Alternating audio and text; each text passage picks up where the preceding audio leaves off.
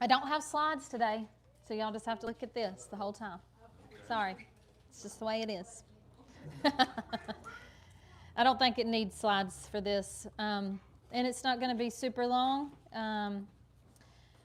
So yesterday morning, I had a dream. And as I laid in a half wake and half asleep consciousness, I began to pray and ask the Father to help me to remember this dream, to help me to recall what He was showing me, to give me revelation and wisdom and understanding of what He was trying to show me.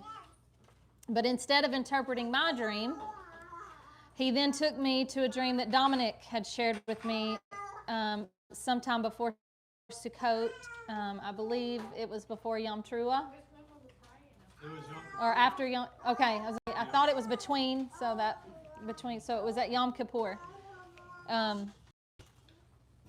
And so the Father began to bring of course, I didn't dream that dream, but I was seeing images of what I believed Dominic was sharing with me. So I was seeing the images of his dream.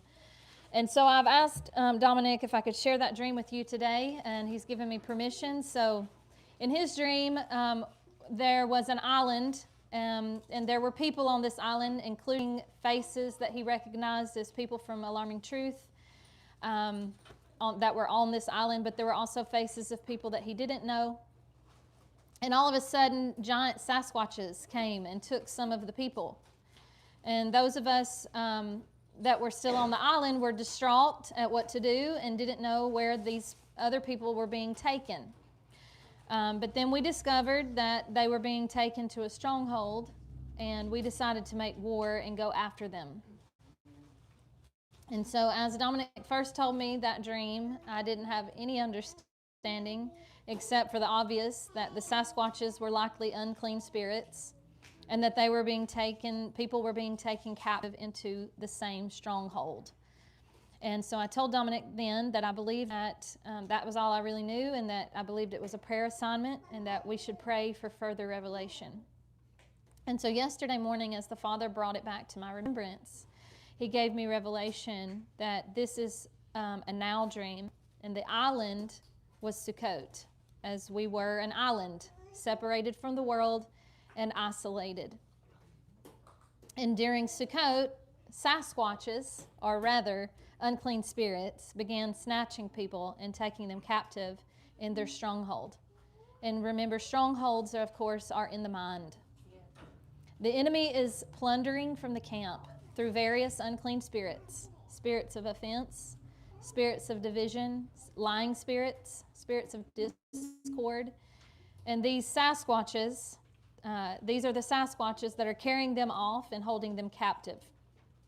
And they are captive because they've come into agreement with the unclean spirits, as I will show you. The Father tried to prepare us for this. Before we move forward, you must understand that this is a spiritual battle. We do not wrestle against flesh and blood, but against the rulers, against the authorities, against the powers of this world's darkness, and against the spiritual forces of evil in heavenly realms, according to Ephesians 6:12. People are not the enemy, but people who have open doors in their lives are open and susceptible to be used as tools in the enemy's hand.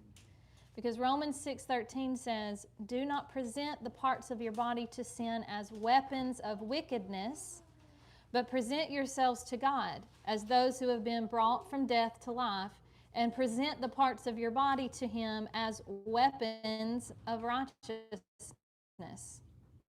That word for weapons is the word hoplon. In Strong's, it's the Greek number 3696, and it means an implement or utensil or tool. A weapon, especially an offensive tool for war, literally or figuratively. So then, according to Romans 6:13, you are either a weapon of righteousness or you are a weapon of wickedness. And there is a very real spiritual battle, and you are in it, whether you signed up and enlisted or not. You have chosen a side. And as Yahuah said, not choosing is choosing. Last week, the Father told me that we were supposed to prepare for war. And this week, He told me it's time for the camp to move. And we're being mobilized. And I believe the first assignment is spiritual warfare for those who have been plundered and are at risk of being plundered. The most dangerous place to be in the time of war is at the back. The enemy strikes at the back. That's why Yahuah has been calling us to the front. You must get close to Him, because being close to Him is where safety is. When you lag at the back, when you're slow to obedience, when you want to stay back hidden in the darkness, and when you want to cling to some of the world and only serve Him when it's comfortable or convenient, then you're at the back. Not because He's put you there, but because you've chosen that position. Yahuah spoke to the serpent in Genesis 3:15. He said, I will put hatred between you and the woman, and between your seed and her seed. He shall crush your head, and you shall bruise his heel. So He will strike at the heel, the back, such as He did in Deuteronomy 25:17 through 18, where we saw the enemy strike the back of Israel when they were coming out of Egypt. As soon as Yahuah broke the chains of bondage, the enemy struck at the weakest point, the back. The enemy's plans, that's Deuteronomy 25:17 and 18. The enemy's plans and tactics have not changed. He knows this is where the weakest of the group would be located. The expecting women, the children, the elderly, those who are weary and lagged behind. You wouldn't expect the frail to be on the offensive line. The enemy wants to keep us in a defensive mode. The Father showed us the enemy's camp and taught us what to do. I taught in the message called Rise Up Warriors in Part 6, doorways of the tongue and coming into agreement with the fact-based lies of Satan. And I'm going to go back over that lesson today so that you will be armed, and also so you'll know how to pray for those who have been taken captive, as they've already fallen prey to this tactic of the enemy and have come into agreement with the deceiver. In the beginning, Adam and Eve were living in paradise, and they were given the mandate to be heaven's ambassadors on the earth. God breathed His breath into Adam and formed Eve with His own hands, but Satan was still able to deceive them by influencing Eve's thoughts about what God said. When Eve came into agreement with the lies of Satan, she legally turned over her authority to him. Like Eve, you share authority with whatever you come into agreement with. Yeshua has since come and restored dominion back to those who choose to serve Him, but authority can still be stolen through agreement. Because the battleground for spiritual warfare is the mind, the kingdom of darkness will throw thoughts, ideas, and concepts into your mind to gain agreement in your thought life. As a believer, the enemy should not be given any ground in your mind, because he has no legal right to your thought life. Your mind should be an environment where fear, doubt, discouragement, and any other attack from the enemy can't breathe. Satan is a legalist, which means that for him to take a space, he has to have an agreement with the person who owns it. So you're in charge of your own mental space. Therefore, every time you believe the enemy's perspective about yourself, your destiny, or others, you sign an agreement for Satan to have space in your mind. He is working overtime to gain influence in your life so that you'll become bound by his perspective. Once Satan starts leasing space in your mind, he starts building a stronghold. The type of stronghold that the enemy specializes in is those that are control towers, not fortresses. A fortress is a place of solitude and safety, and so God is our fortress, our strong tower, whereas a stronghold is a place of bondage and captivity. A stronghold is a place where a particular perspective or belief is strongly defended or upheld. They're mentalities that are used to manifest unseen assignments into reality. The way that Satan asserts his influence is by seducing you to create mentalities, perspectives, and ideologies that oppose the will of God for your life. We've been taught that strongholds are spiritual structures and that we can pull them down with physical gestures. That's cute. But the truth is that every spiritual stronghold is rooted in thought. That's the way that Satan attacks. You have to quickly identify the ideas and thoughts that are planted by evil spirits, because believing one thought from the darkness will duplicate and lead you to negative thought patterns. Thoughts become thought patterns, and thought patterns become strongholds once your belief empowers them. I'm going to say that again. Thoughts become thought patterns, and thought patterns become strongholds once your belief empowers them. The construction of a stronghold starts in your conscious mind. Remember, the battleground is the mind, and any good warrior surveys the battlefield before the fight. So let's take a look at how your mind works. The conscious mind consists of everything inside of your current awareness. This means the conscious mind is involved with things that you're actively thinking about. For example, right now, you're thinking about what I'm speaking about. You're listening, so your conscious is active when you're learning new information. Demonic influence begins in the conscious mind, but it doesn't stay there. As soon as we grab a hold of the seductive information the enemy presents to our conscious mind, he starts working overtime to create a thought pattern. Demonic influence creates thought patterns by connecting a conscious thought with a preconscious memory. Preconscious thoughts are the things that are not in your current awareness. For example, you might not be actively thinking about your address, but you can easily bring that up in your recollection when you need it. The enemy creates thought patterns by connecting our preconscious thinking about mistakes, offenses, and traumas of the past with the current perspective he's presenting to your conscious mind. So here's a silly scenario to help you better understand what I'm talking about and better understand how the creation of a stronghold. Teresa walks past Patsy and doesn't acknowledge her and say hello. Teresa has a lot on her mind today, and honestly, she was just in her own world. But the spirit of offense begins to whisper into Patsy's conscience. Teresa ignored you, and she walked right past you. She must not like you, or you've done something to cause her to ignore you. At that point, Patsy has to decide. Will she come into agreement with the spirit of offense, or will she take that thought captive? The enemy will capitalize on this opportunity by then bringing back preconscious memories of very real things that have happened when people have ignored and rejected Patsy in the past. He will remind Patsy of hurtful things and past rejections, and to try to connect this seemingly innocent interaction and lie that Teresa has ignored and rejected her with real past rejection. The end goal for the enemy is to have Patsy come into agreement with the fact-based lie that Teresa has rejected Patsy, so that Patsy will become offended and reject Teresa. Fact-based lies are the details from the past thinking and current thinking that seem to match and align. In this example, the facts are correct because Patsy did experience very real rejection in her life. But the conclusion from these facts are not true. Teresa hasn't rejected Patsy. Patsy isn't rejected. Patsy must take that thought captive and choose to believe that Teresa loves her and must have just been busy. And if she can't shake that something is wrong, she has a duty to go to Teresa according to Matthew 18:15.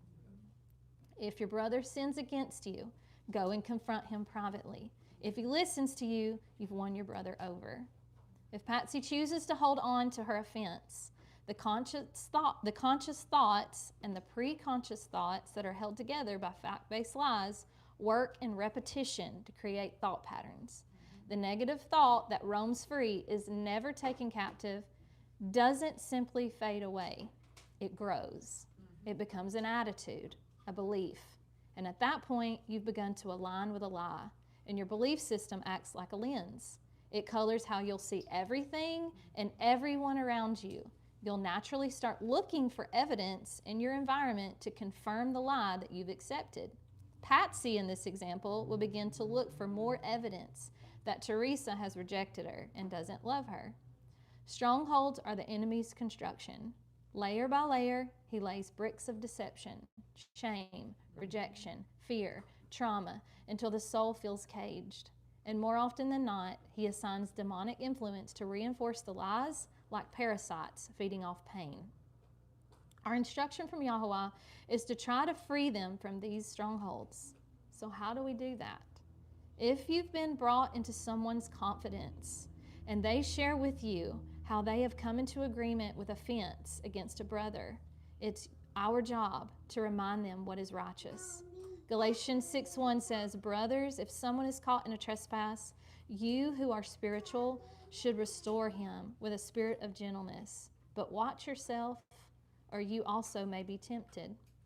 Be careful, in other words, that you are not brought into their offense, but instead encourage them to go to the one that they are offended with so that it can be worked out. James 5:19-20 says, "My brothers, if one of you should wander from the truth and someone should bring him back, consider this. Whoever turns a sinner from the error of his way will save his soul from death and cover over a multitude of sins." And Leviticus 19:16-18 says, "You must not go about spreading slander among your people. You must not endanger the life of your neighbor. I am Yahuah. You must not harbor hatred against your brother in your heart. Directly rebuke your neighbor so that you will not incur guilt on account of him. Do not seek revenge or bear a grudge against any of your people, but love your neighbor as yourself. I am Yahuah." What do we do when we encourage brothers and sisters to do the right thing, but they will not listen to wise counsel? Matthew 18:17 says, "But if he will not listen, take one or two others along, so that every matter may be established by the testimony of 2 or 3 witnesses. And if he refuses to listen then, tell it to the church. And if he refuses to listen even to the church, regard him as you would a pagan or a tax collector." No one wants to do these things, but the Father has called you as watchmen. You are your brother's keeper, and it is a grievous thing when it doesn't go as you've hoped. I speak from firsthand knowledge and experience. I myself had to be delivered from a spirit of grief when I could not restore my brother in Christ. It was a very heart-wrenching thing that left me broken. My father brought me to Psalm 15 today. So if you have your Bible, turn there with me. It's the last thing that I'll read. "O Yahuwah, who may abide in your tent? Who may dwell on your holy mountain? He who walks with integrity and practices righteousness.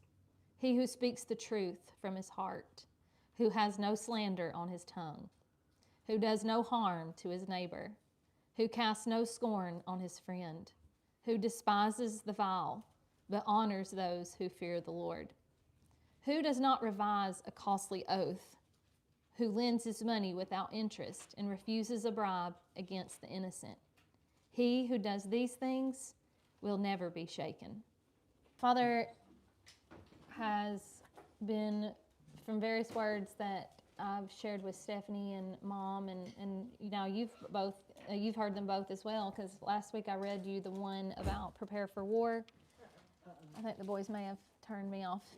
That's okay. And then today I read you the one about the campus moving. Mom had said, she felt like we were being called to a fast, and I agree with that. And then Stephanie had mentioned that it appears that we are being told to prepare for war, which is spiritual warfare. The words indicate spiritual warfare, and I agree with that. And it has been brought up that we should probably meet for on the day of Halloween this Friday, just to pray and intercede for the county, for the people.